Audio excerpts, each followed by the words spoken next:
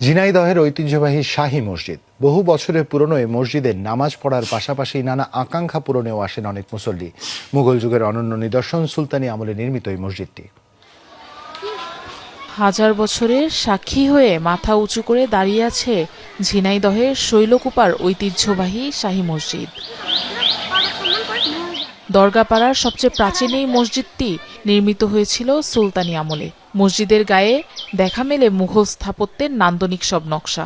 বিভিন্ন দূর দূরান্ত থেকে লোকজন আসে এবং পাশে অনেক প্রচলিত আছে মসজিদটা এক রাত্রে হওয়া।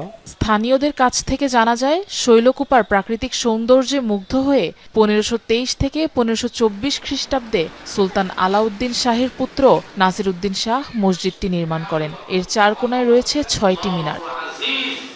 গোলাকার আয়তনের মসজিদটির 5টি প্রবেশপথ, ভেতরে 5 ফুটের 2টি স্তম্ভ আর বাইরে বিশাল পুকুরে রয়েছে অজুর ব্যবস্থা।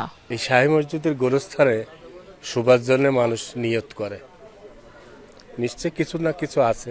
এই মসজিদটা হচ্ছে অত্র এলাকার সবচেয়ে প্রাচীনতম এবং এই জায়গায় আসলে মানুষ হয়তো দান খরাত করলে তাদের মনের আকাঙ্ক্ষা পূরণ হয়। এই আশায় যে আল্লাহ সান্নিধ্য পাবে এই জায়গায় আসলে, এই কারণে আমার বিশ্বাস এই জায়গায় আসে।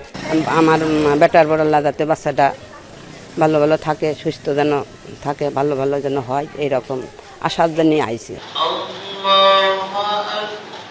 জেলার প্রাচীনতম এই মসজিদে দূর দূরান্ত থেকে মুসল্লিরা যেমন নামাজ আদায় করতে আসেন, তেমনি অনেকে আসেন মনের ইচ্ছা পূরণের আশা নিয়েও। আমরা মনে করি জিনের দ্বারাই হয়তো রাতারাতি এখানে মসজিদ তৈরি করেছে। তখন এখানে জঙ্গল ছিল। তা মসজিদের ভিতরে 2টো পাথরের খাম্বা আছে, পাথরের খাম্বার উপরে 6টা গম্বুজ, আর ওয়ালটা আছে 65 ইঞ্চি পুরোপুরি গাঁথনি করা। কুমার নদের কোল ঘেঁষে দাঁড়িয়ে থাকা শাহী মসজিদটি নির্মাণের জন্য কয়েকশো বিঘা জমি দান করেছিলেন সুলতান নাসিরউদ্দিন নুসরত শাহ। আফরোজা লামিয়া, যমুনা নিউজ।